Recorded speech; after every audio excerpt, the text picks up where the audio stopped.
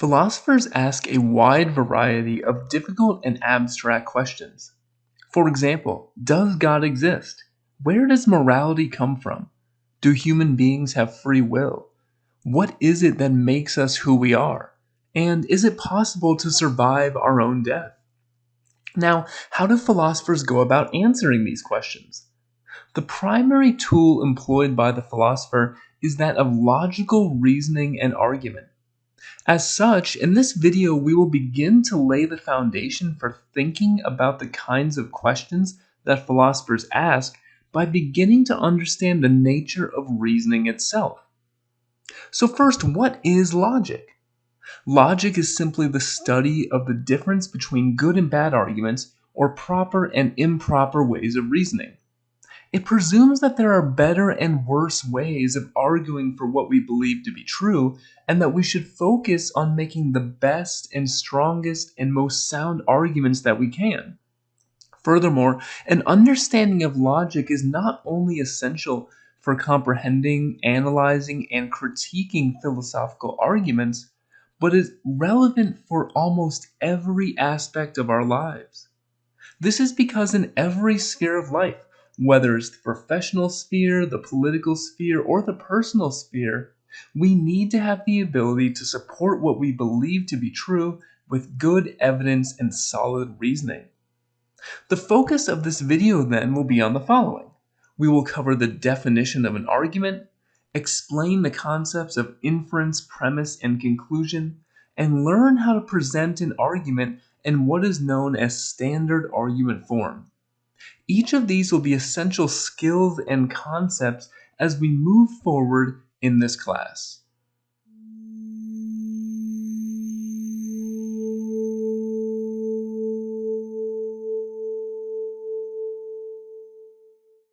Philosophers use arguments to establish their conclusions about the existence of God, the nature of morality, and the meaning of life. But what is an argument? The definition of an argument that we will use is the following.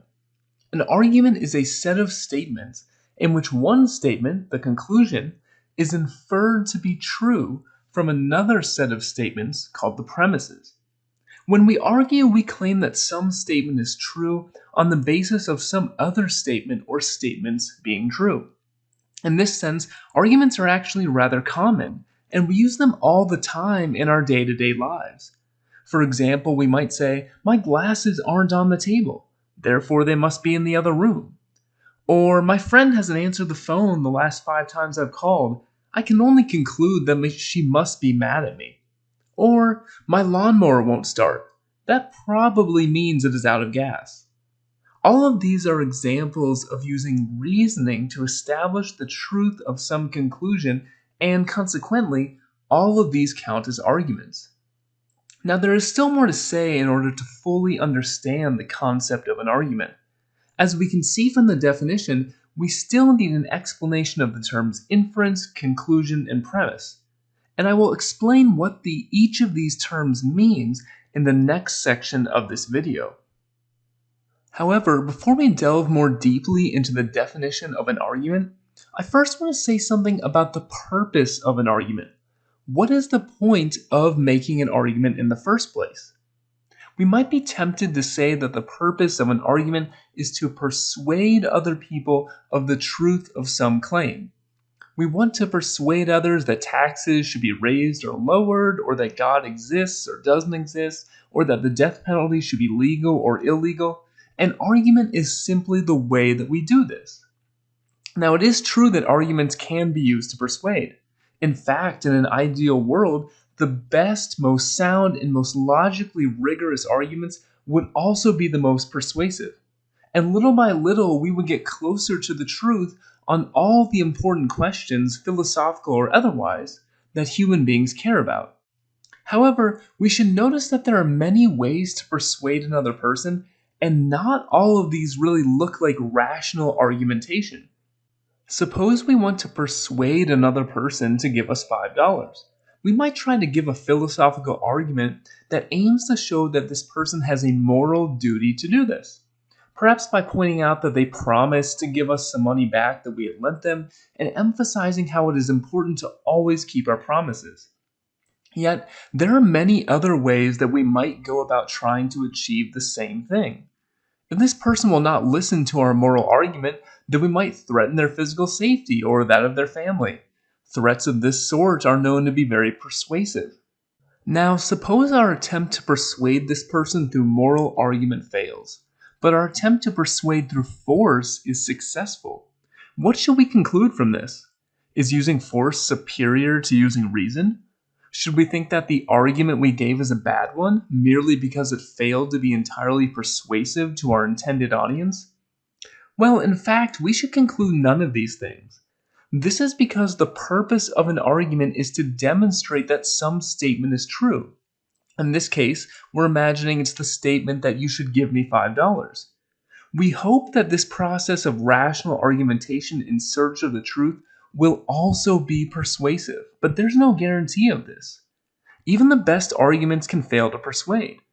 Perhaps the intended audience is hopelessly biased or just refuses to listen to reason. That would be unfortunate, but it would not detract from the argument's merit. Good arguments are good even if nobody finds them persuasive, and bad arguments are bad even if everyone finds them persuasive. The fact that the arguments in favor of, for example, the acceptability of slavery were once quite persuasive offers excellent proof of just this point. As we will see in a later video, the merit of an argument is determined by its underlying logical structure and the evidence it offers in support of its premises. Persuasion is always nice and something to be hoped for, but the fundamental purpose of argument is establishing the truth through rational means.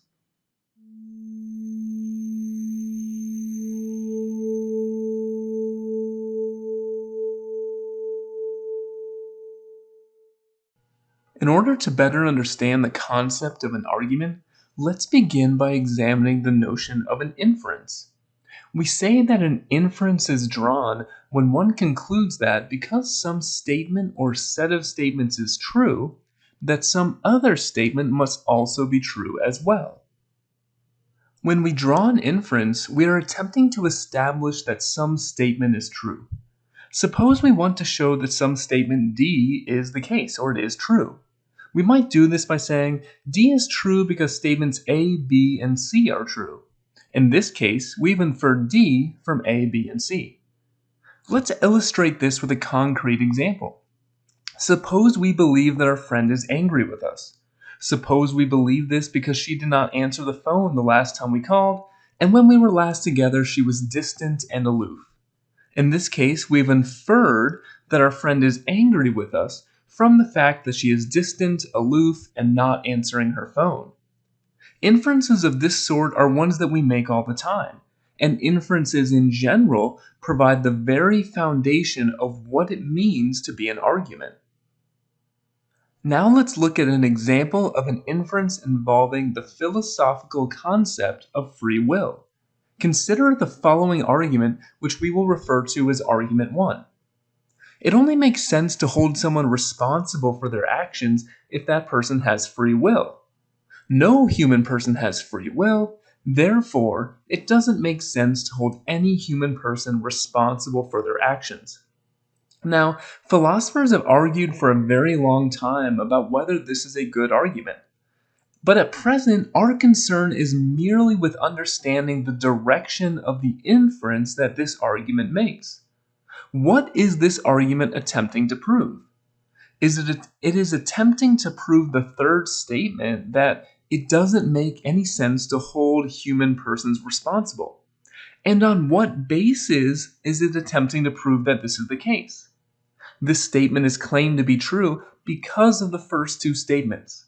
It only makes sense to hold someone responsible if they have free will, and nobody has free will. So, in argument 1, statement 3 is inferred from statements 1 and 2. Now that we understand the concept of an inference, we need to consider the remaining aspects of the definition of an argument: conclusions and premises. In an argument, the conclusion is what the argument aims to demonstrate is true, while the premises are the reasons, support, or evidence given for that conclusion.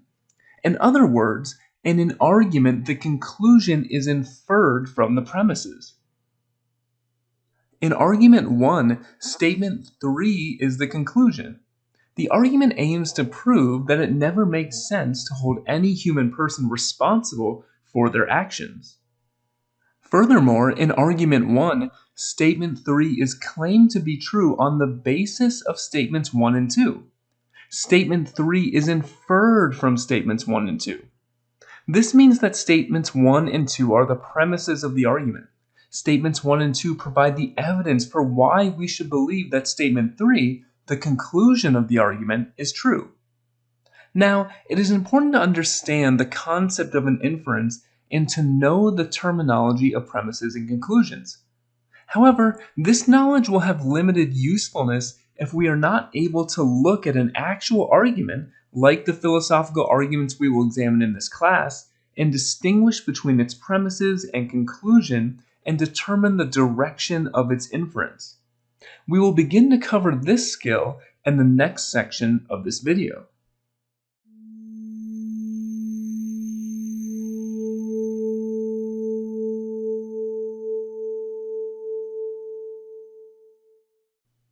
One important skill for analyzing and criticizing philosophical arguments is the ability to put an argument found in a piece of philosophical writing into what is called standard argument form. When an argument is put into standard argument form, its premises and conclusions are distinguished, labeled, and arranged in a vertical presentation. For example, let's return to argument 1. We already stated that in this argument, statements 1 and 2 are the premises, and statement 3 is the conclusion. To put this argument into standard form, we would first list the premises and label them as P1 and P2, standing for premise 1 and premise 2 respectively. Then we would label the conclusion with a C and arrange these statements vertically with the premises coming before the conclusion. Now, before we continue, we should also stop to consider what the purpose of standard argument form is. In my lectures, you will see that I do this quite often, and I will encourage you to do the same on your response paper assignments. So why do philosophers represent arguments in this particular fashion? The answer has primarily to do with the fact that when arguments are presented in this way, they are much easier to critique and evaluate. When evaluating a philosophical argument, one question we ask ourselves is, are the premises true? When the premises are separated and labeled, then we can focus our attention on each premise separately. First, we can ask ourselves, is P1 true? Then we can ask, are there good reasons to support P2? This lets us pinpoint exactly where, if anywhere, the problem with an argument might lie. As such, standard argument form allows us to criticize and analyze arguments in a much more organized and effective fashion.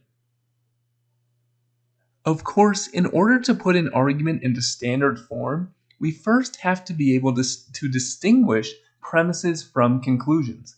But how do we do this? How can we tell the difference? The first thing I will say is that there's really no surefire method we can use to do this. Perfecting this ability just comes with experience. Experience that I hope you will gain throughout the course of this semester by doing the readings and listening to the lectures.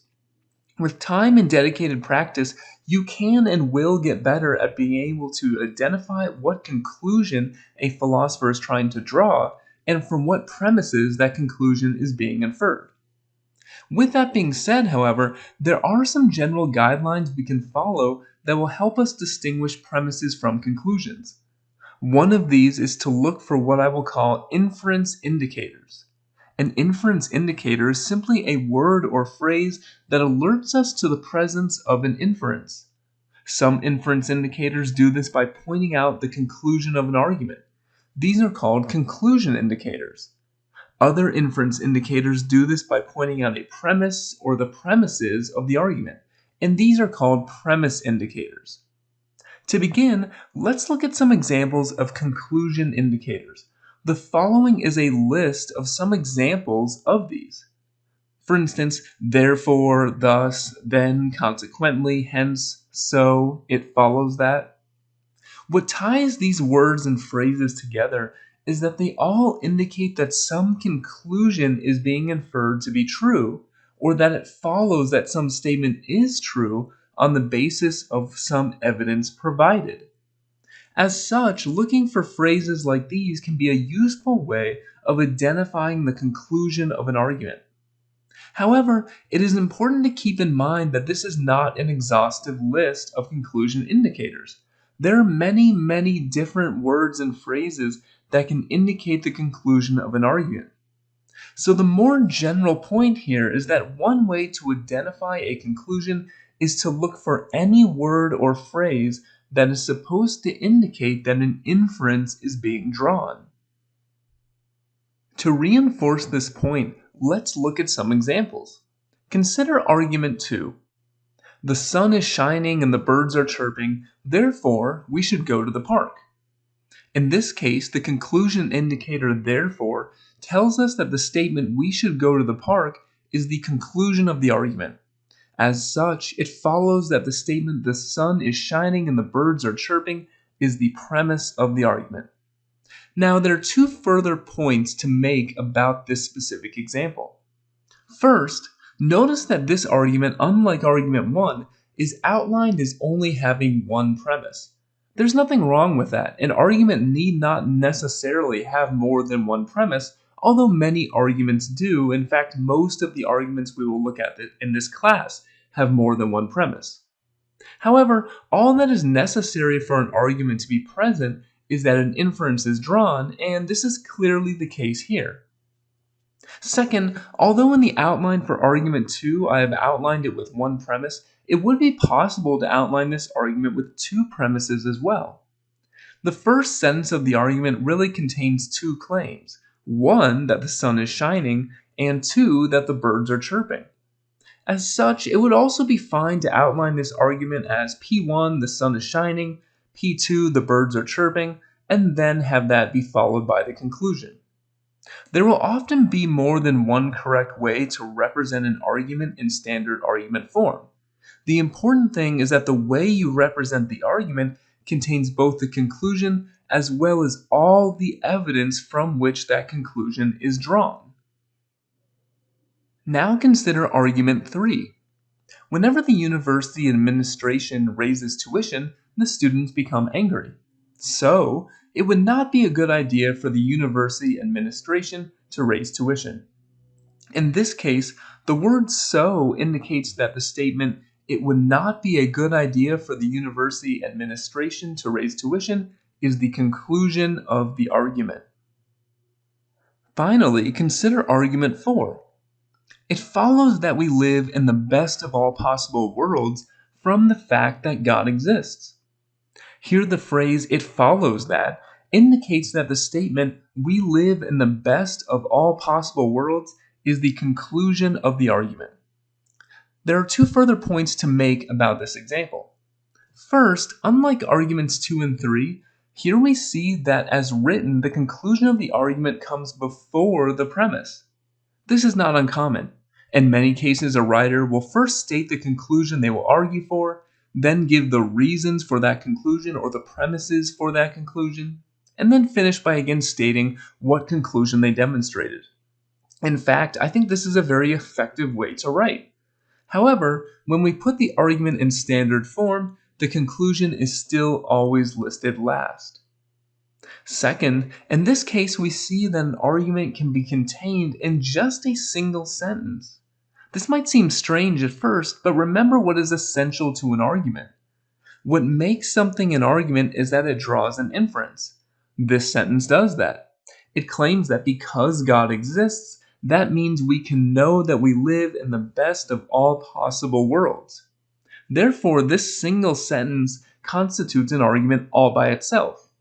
In fact, as we will see in a later video, in the context of logic, single if-then statements typically qualify as arguments. Recall that the second type of inference indicator is a premise indicator, a word or phrase that identifies the premise or premises of an argument. The following are some examples of premise indicators: since, because, given that, from the fact that, or we can infer from. Again, this is not even close to an exhaustive list of premise indicators.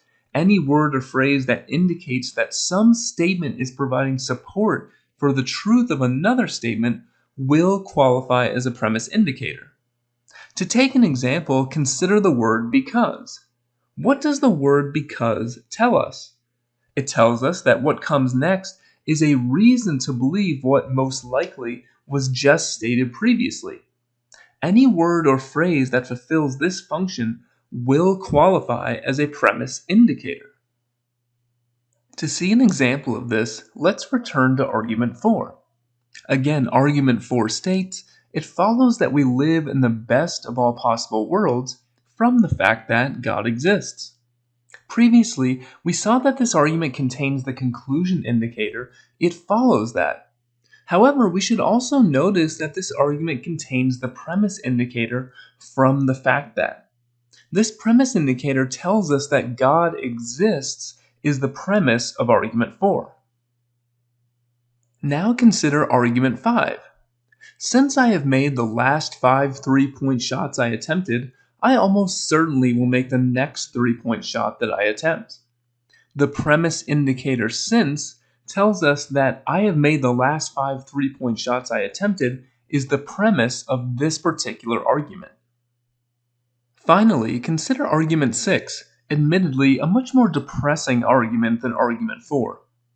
This argument states, human life is meaningless. This is because our lives inevitably come to an end and the human species will eventually die out. There are a few points to note about this argument.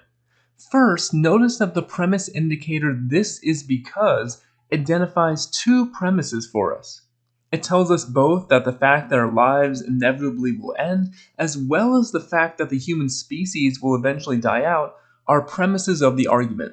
Of course, as stated previously, there is another way this argument could be outlined as well. If we wanted to, we could make the entire "and" statement one premise of the argument. That is, we can make the statement, our lives inevitably come to an end, and the human species will eventually die out, we can make that the single premise of the argument.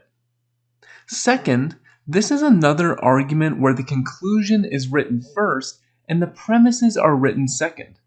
However, when we put the argument in standard form, we still represent the premises first.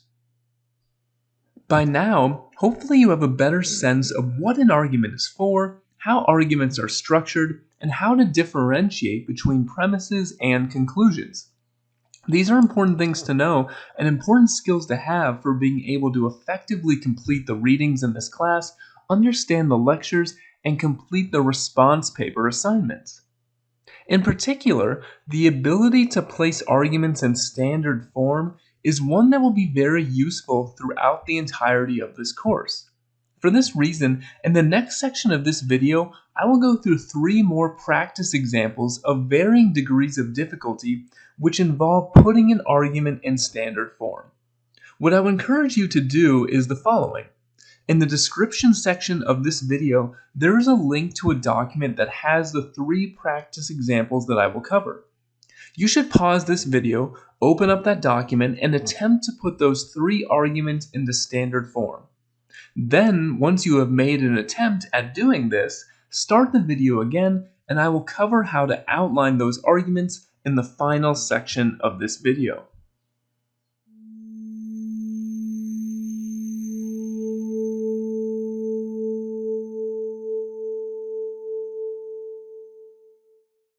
The first argument comes from a 2014 article written by the philosopher Stuart Rachels that is entitled "The Immorality of Having Children."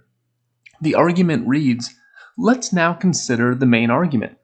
Having a child costs hundreds of thousands of dollars.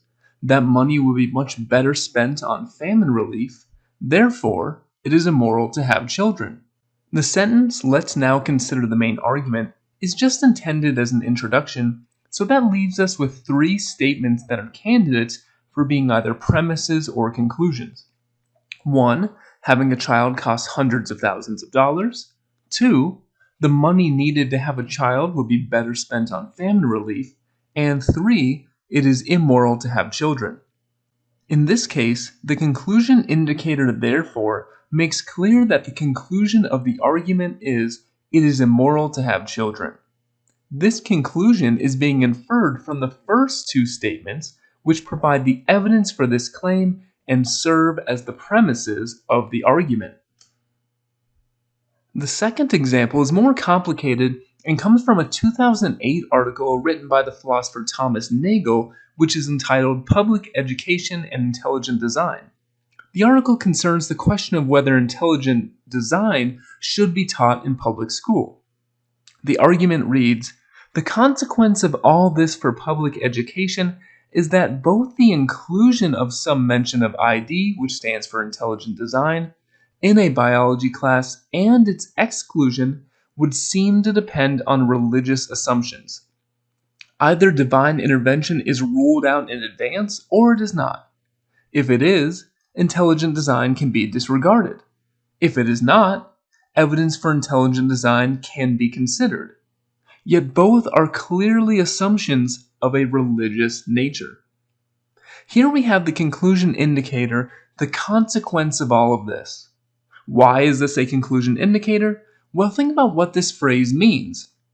It means to indicate that there is something we can conclude from the reasoning that Nagel has previously offered. There is a consequence that we can draw here. This suggests that what comes next is the conclusion of the argument. What follows this conclusion indicator? It is the statement that both the inclusion of some mention of ID in a biology class and its exclusion would seem to depend on religious assumptions. This is the conclusion of the argument. Now you will notice that in my outline of the argument, I have not reproduced this statement exactly as written. It is fine if you did that, but sometimes it can be helpful in an argument outline to take what a philosopher has said and make the language more concise while preserving the same meaning. So, I have rendered Nagel's conclusion as public education must necessarily make assumptions of a religious nature. Nagel's point in this argument is just that no matter what we decide about whether to include intelligent design in the biology classroom, we must necessarily make some kind of religious assumption. Once we've identified the conclusion, we can see that the remaining statements are the premises. How is Nagel reasoning here? First, he is claiming that we have two options when thinking about the biology curriculum. We can either say that any consideration of divine intervention, that is, intervention from God in the process of evolution, should be immediately excluded from the public school biology classroom, or we cannot exclude such considerations. The presentation of these two options is the first premise of the argument. Now, once these two options are presented, Nagel then considers the consequences of each option. He argues that no matter which option we choose, the same thing will result. Public education will have to make an assumption of a religious nature, namely an assumption about whether it is possible for there to be any valid evidence of divine intervention. If we decide in advance that we can never talk about divine intervention, then we have made a religious assumption. That is P2 of the argument in the outline. On the other hand, if we decide that divine intervention in the biological process of evolution is something worth taking seriously, then we have also made a religious assumption. That is P3 in the argument outline. Therefore, since both options lead to the same conclusion, we can safely infer that that conclusion is true. Specifically, no matter what we decide about the appropriateness of discussing divine intervention in the classroom, we must make some kind of religious assumption. The third example is more complicated still and comes from the book Summa Theologica, written by the 13th century Catholic philosopher St. Thomas Aquinas. In that work, Aquinas provided 5 arguments for the existence of God, or his 5 ways for demonstrating God's existence. This example is Aquinas' fifth way for proving the existence of God. The argument reads, "For we observe that certain things which lack knowledge, such as natural bodies, work for an end. This is obvious because they always, or at any rate very frequently, operate in the same way so as to attain the best possible result. Hence it is clear that they do not arrive at the goal by chance, but by purpose. But those things which have no knowledge do not move towards a goal unless they are guided by someone or something which does possess knowledge and intelligence, e.g., an arrow by an archer. Therefore, there does exist something which possesses intelligence by which all natural things are directed to their goal, and this we call God." I have broken this argument into two parts. Let's consider the first part. In the first half of this argument, we notice there is both a premise indicator, "this is obvious because," as well as a conclusion indicator, "hence it is clear." These indicators show us that Aquinas is inferring the conclusion that things which lack mind or intelligence arrive at their goal on purpose, and not by chance, from the premise that things which lack mind or intelligence very frequently act regularly so as to obtain the best possible result. Aquinas is noticing that, to use one example, something like an apple tree which is not intelligent and lacks a mind still produces apples which have many benefits for other animals. It achieves a good result. From this, Aquinas concludes that things without intelligence, like an apple tree, must act on purpose and not merely by chance. How, asks Aquinas, could such a good result happen merely by accident or chance? Now, putting aside whether this is a good inference, one thing you might be asking about the structure of the argument is this. If we have already identified the conclusion of the argument, then does that mean the rest of the argument includes only premises? What is the purpose of the rest of the argument? I thought Aquinas was using this argument to demonstrate the existence of God, but the conclusion we just identified doesn't say anything about God. So why is that? The answer here is that just like an argument can have multiple premises, so it can also have multiple conclusions. Notice in the outline for this argument, the conclusion we identified is labeled C1, which stands for Conclusion 1. What we see here is sometimes called a sub-conclusion or an intermediate conclusion. The way to think about it is this. On his way to establishing his final conclusion that God exists, Aquinas establishes an intermediate conclusion that things without intelligence act with a purpose. As his argument continues, this intermediate conclusion will then be used as a premise for drawing further conclusions, for ultimately getting to his final conclusion that God exists. So the intermediate conclusion can be thought of as a stop on the way to his final destination. We will see how this works by now examining the second half of the argument. The second half of the argument contains one premise and two conclusions. To see this, take note of the conclusion indicator therefore. Following this conclusion indicator are two separate conclusions that we will examine shortly. However, first let's look at the premise that precedes this conclusion indicator. Aquinas states that those things which lack knowledge and intelligence cannot move toward a goal unless they are guided by something that does have intelligence. For example, an arrow cannot hit a target without an archer. This is P2 of the argument. Nothing that lacks intelligence can achieve a goal or purpose if it is not guided toward that purpose by some intelligent being. So, what role does this premise play in the argument? Well, recall that the intermediate conclusion C1 is supposed to serve as a premise for the rest of the argument. So let's consider C1 and P2 together.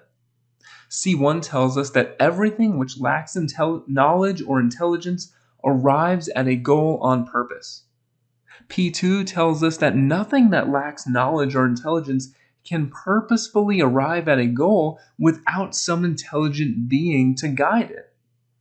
What we would expect Aquinas to conclude from these two statements is that all natural things without intelligence must be guided by some intelligent being in pursuit of their particular goals. The reason the apple tree regularly and reliably produces a good outcome, the production of apples, is because it is guided toward that outcome by some intelligent being. And in fact, this is precisely the conclusion we see Aquinas draw. Following the conclusion indicator, therefore, Aquinas states that there does exist something which possesses intelligence by which all natural things are directed to their goal. This is the second conclusion, C2, of the argument. Of course, there is a final inference that Aquinas makes here as well. Notice the other conclusion that comes after therefore. Aquinas tells us that this we call God. Aquinas concludes not just that there is some intelligent being that guides natural beings without minds toward productive ends, but that this intelligent being is God. Aquinas seems to infer this directly from C2. So there is a third conclusion in this argument. The intelligent being is God, and I've listed this as C3. Now there's much more to say, of course, about this argument. In particular, we might wonder whether Aquinas is justified in inferring C3 from C2. Even if we accept that there is such an intelligent being, must that being be God? That is a fair question to ask. However, for the moment, our concern is with the structure of Aquinas' reasoning. In the videos which follow, we will begin to discuss how we evaluate whether a philosophical argument is good or not. And this, of course, is a skill that is absolutely essential for the study of philosophy.